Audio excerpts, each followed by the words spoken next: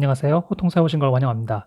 오늘 이야기할 내용, 5G 내용은 스케줄링에 대해서 이야기해 보도록 하겠습니다. 구독자님께서 이 스케줄링에 대해서, 5G 스케줄링에 대해서 좀 알고 싶다고 하셔서 좀 내용을 준비했는데, 이 스케줄링이라는 것이 이것을 말하려면은 정말 많은 내용을 좀 아셔야 됩니다.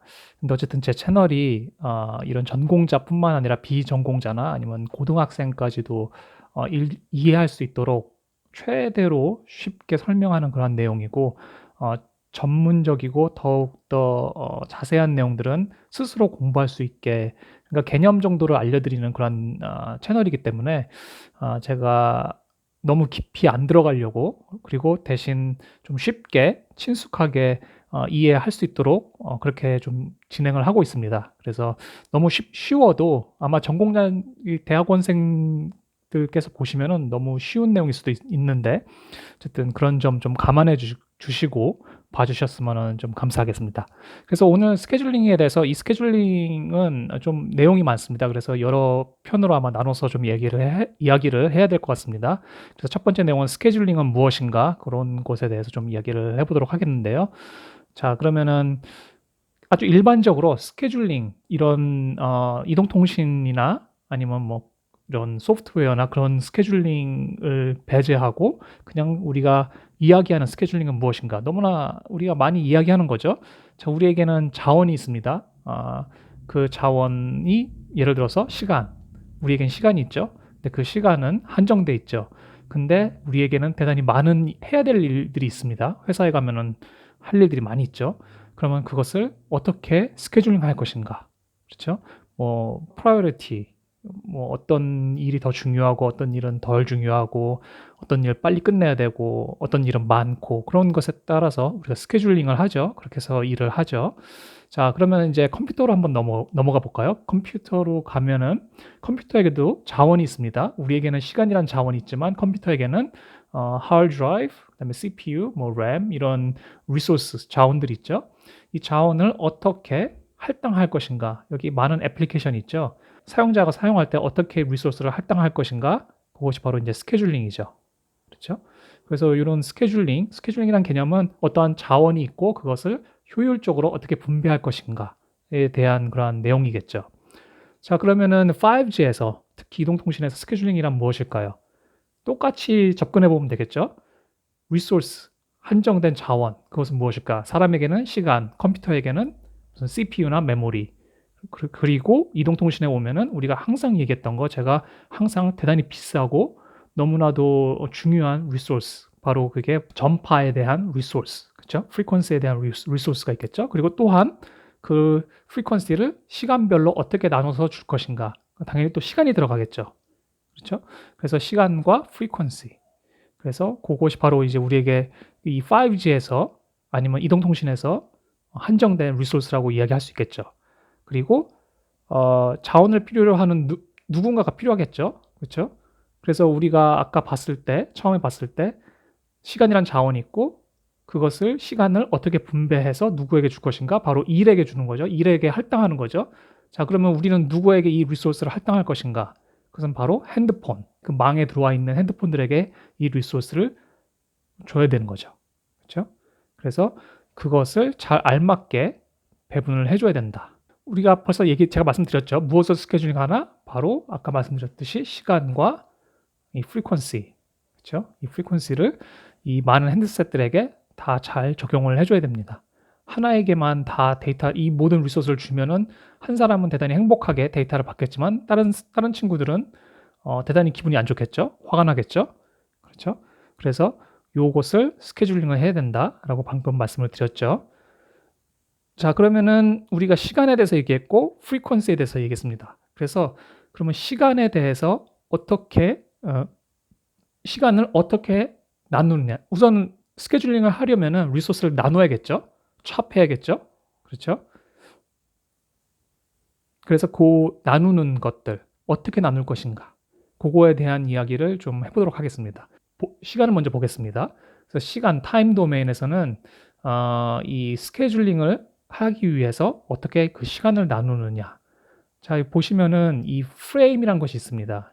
라디오 프레임, 그렇죠? 그다음에 그 라디오 프레임 하나 안에는 이 서브 프레임이라는 것이 있습니다. 그렇죠? 이 서브 프레임 안에는 타임 슬롯이 있고 이 타임 슬롯 안에는 이 심볼이라는 것이 있습니다. 이게 다 시간 단위의 그런 리소스라고 생각하시면 됩니다. 네. 그래서 이 라디오 프레임은 10ms로 구성이 되어 있습니다. 이 하나의 그런 무슨 블락이라고 생각하시면 됩니다. 이것이 바로 이제 시간을 얼마큼 여기서부터 요만큼은 한 핸드셋에게 할당하는 거겠죠. 그렇죠? 원 프레임. 그렇죠? 그리고 그 프레임 안에는 또 10ms 하나씩 10개의 서프레임이 있으니까 10ms이죠. 그렇죠? 그래서 10개의 서프레임이 있습니다. 하나의 서프레임은 1ms. 그렇죠? 그리고 요 1ms 안에는 타임 슬롯이 있는데 이건 LTE입니다. LTE 경우에는 이 두 개의 타임 슬롯으로 구성이 됐습니다. 그 말은 서브프레임을 반으로 쪼개면은 0.5ms의 타임 슬롯이 있고 요 하나의 타임 슬롯을 보면은 7개의 심볼이 있습니다. 이 OFDM 심볼이 있습니다. 네, 그래서 이렇게 구성이 됩니다. 그래서 이렇게 시간이 되고 요 하나의 심볼마다 이제 데이터가 들어가는 거겠죠. 그래서 그러면은 그리고 또 하나 알아야 되는 것이 이 TTI라는 것이 있습니다. Transmission Time Interval이라는 것이 있는데 요 시간 TTI마다 G 노드 B나 E 노드 B가 스케줄링을 합니다. 이게 스케줄링하는 그 시간인 거죠. 이 시간이 딱 이 시간 동안 데이터를 전송하고 그 다음에 다시 스케줄링을 하는 겁니다. 그래서 이 LTE에서는 이게 정해져 있습니다. 1ms로. 자, 1ms 어디 있는지 볼까요? 여기는 10ms, 여기 1ms 있네요. 그렇죠? 1ms. 그렇죠? 요 서브 프레임 하나하나당 스케줄링이 된다라고 생각하시면 됩니다. 그 말은 요 서브 프레임 제로가 뭐 핸드셋 A에게 할당이 될 수도 있고 2개가 할당될 수도 있고 3개가 할당될 수도 있고 아니면은 요거 하나 할당되고 그 다음 서브 프레임은 다른 핸드셋에게 할당될 수도 있는 거고 그렇게 스케줄링이 돌아가게 되는 겁니다. 그렇죠? 그래서 여기까지 1ms 동안 다 썼으면은 이제 다음 스케줄링을 체크하는 거고 그래서 스케줄링이 요만큼의 리소스가 1ms이 다시 스케줄링이 되는 거고 또 여기가 또 스케줄링이 되는 거고 네, 그렇게 이해하시면 되겠죠? 그 말은 LTE에서는 2 타임 슬롯이 스케줄링 되는 거죠. 한 번에 1TTI에 그렇죠? 그리고 14개의 심볼이 스케줄링이 되는 거죠. 뭐 normal CP, extended CP가 이런 것이 있는데 이것도 이 cyclic prefix라는 것을 아셔야 됩니다. 근데 너무 깊이 들어가는 거니까 네, 그래서 시간 도메인은 이렇다. 다시 여기 이제 summarize 된 걸 보시면은 one radio frame은 10ms이죠. 그래서 10 subframe으로 구성이 되어 있고 10 subframe은 20개의 슬롯으로 구성이 되어 있고 그렇죠? 그리고 한 슬롯은 7개의 심볼이니까 140개의 OFDMA 심볼로 돼 있다. 그렇죠? 10ms는 이렇게 구성이 돼 있다. 그렇죠? 그리고 one subframe은 one subframe, 그러니까 1ms마다 스케줄링이 된다. 그래서 이게 이제 타임 도메인, 시간 개념을 봤을 때 이렇게 스케줄링이 된다. 리소스를 이렇게 스케줄링한다. 이렇게 나눠서 준다라고 생각하시면 됩니다. 자, 근데 이게 LTE죠. 저희는 이제 5G를 봐야 되죠. 과연 5G는 LTE랑 똑같을 것인가? 당연히 다르죠. 우리가 그 전에 봤던 내용, 뉴머럴러지를 보시면은 좀 이해가 더 쉬울 수 있습니다. 그래서 혹시 이 부분이 잘 이해가 안 되시면은 뉴머럴러지 편을 보고 다시 돌아오시면은 대단히 쉽습니다. 자, 그래서 우선은 아주 간단하게 보면은 5G에서 자, one radio frame은 10 subframe 똑같죠? 여기까지는 LTE랑 똑같습니다. 근데 one subframe에는 2 슬롯이었죠. 기억나시나요? 자, 보시면은 one subframe, 여기 one subframe 있죠? 그거는 2 타임 슬롯으로 이렇게 딱 정해져 있죠? 그렇지만 5G에서는 어떨까요? 정해져 있지 않습니다. 이게 플렉서블합니다. 자, 왜 그런가? 이 뉴머럴러지, 서브캐리어 스페이싱에 따라서 이 슬롯 사이즈가 달라집니다. 그래서 그 슬롯 사이즈가 달라진다는 말은 더 많은 슬롯이 이 원 서브프레임에 더 들어갈 수 있다는 거죠. 자, 그래서 예를 들어 보면은 요게 이제 그 서브캐리어 스페이싱입니다. 서브캐리어 스페이싱이 뭔지 잘 모르시면은 그 보셔야 됩니다. 이게 제가 여기서 또 더 설명을 하면은 시간이 너무 길어지기 때문에 제가 제 영상을 그 전 영상을 보고 왔다고 가정하고 이야기를 하도록 하겠습니다. 그래서 이 스페이싱이 15kHz, 이제 30kHz 이렇게 바뀔 때마다 보시면은 이 시간 도메인이 점점 줍니다. 보시면은 그쵸? 여기는 1ms였고 슬래시 하나가 1ms짜리였고 이번에는 슬래시 0.5ms, 그 다음에 여기는 0.25ms, 0.125ms, 0.0625ms, 그쵸? 마이크로세컨이 되는 거죠, 여기는. 그러니까 점점점 시간이 짧게 아주 슬롯이 짧아지는 거죠. 그리고 TTI도 아까 우리 봤죠. TTI는 LTE는 무조건 1ms 이렇게 진행이 됐죠. 근데 5G로 가서 다른 종류의 서브캐리어 스페이싱이 있을 때는 TTI도 이 슬롯에 따라서 바뀝니다. 짧아지는 거죠. 그 말은 스케줄링을 더 빨리 할 수 있다. 그렇죠? 이 서브캐리어 스페이싱이 점점 커지고 점점 커진다는 말은 우리가 하이 프리퀀시를 사용할 때, 그렇죠? 밀리미터 웨이브 그런 걸 사용할 때는 이쪽에 정말 이런 서브캐리어 스페이싱을 써야 되겠죠? 그 말은 더 빠르게 스케줄링 할 수 있다. 그렇죠? 스케줄링 단위를 정말 0.06625 이렇게 62 마이크로세컨으로 스케줄링을 할 수 있다는 겁니다. 그러면 정말 빠르게 스케줄링을 할 수 있는 거죠. 리소스를 빨리 나눠줄 수 있는 거죠. 그렇죠? 그래서 이렇게 달라질 수 있다. 아주 플렉서블하게 바뀔 수가 있다. 그 말은 자, 텐서 프레임 이거 제가 말씀드렸죠. 여기는 픽스드입니다. 원 라디오 프레임은 10ms, 그렇죠? 그리고 원 서브 프레임은 1ms. 여기까지는 똑같습니다. LT랑. 근데 이 1ms 안에 만약에 우리가 이걸 쓰면은 슬롯은 하나 들어 있는 거죠. 그렇죠? 1ms 안에 슬롯이 하나 있으니까 얘도 예를 들어서 원 서브 프레임이라고 생각하면은 원 서브 프레임은 5G에서 몇 개의 슬롯일까? 여기 보면은 하나, 여기는 두 개, 여기는 네 개.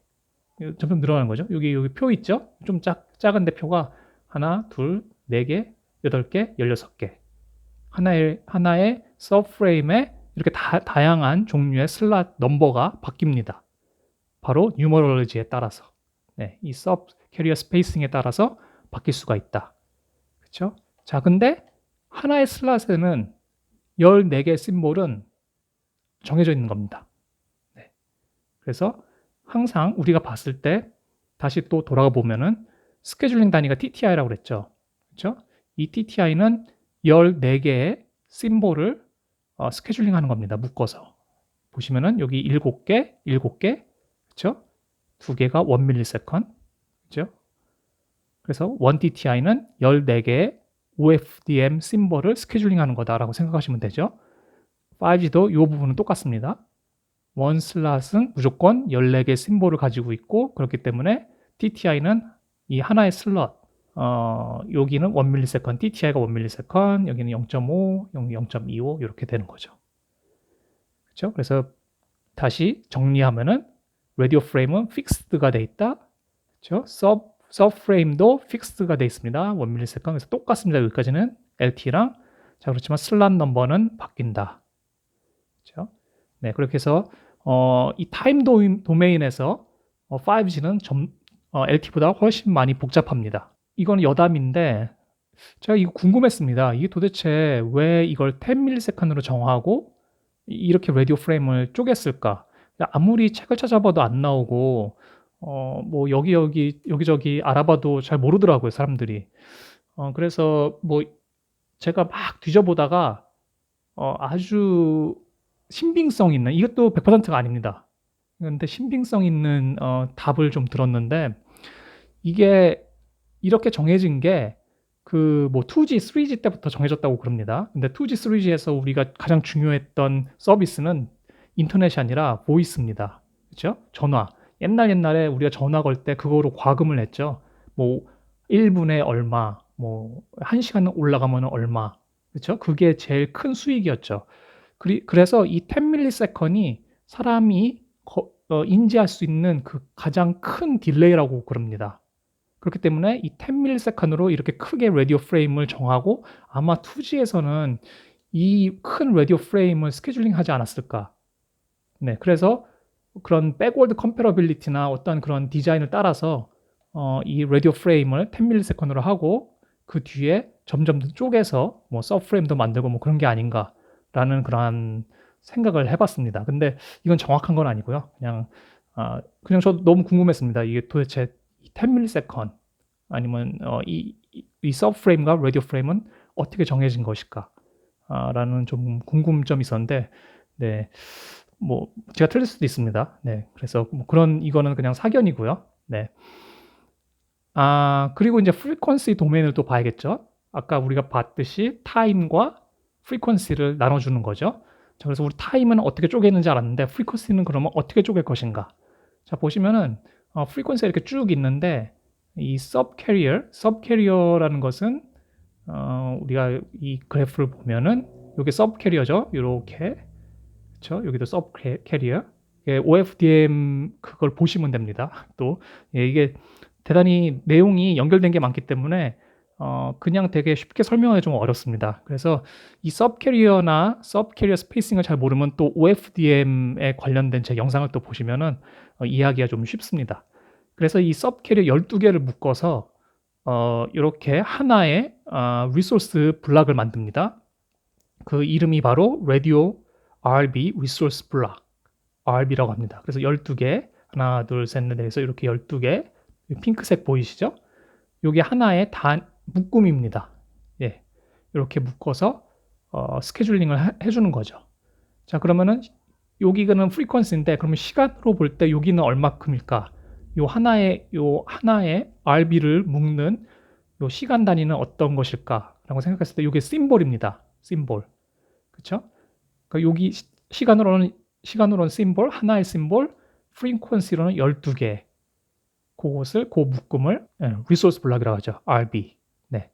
그리고 요 하나를 봤을 때 그렇죠? 딱 프리퀀시 하나 그다음에 최소 단위, 시간의 최소 단위인 그 심볼의 단위를 봤을 때 요거를 바로 R2라고 합니다. 예, 리소스 엘리먼트. 그래서 프리퀀시 쪽으로 볼 때는 요렇게 그 리소스를 자른다. 이렇게 리소스를 잘라서 스케줄링을 해주게 된다. 그렇죠?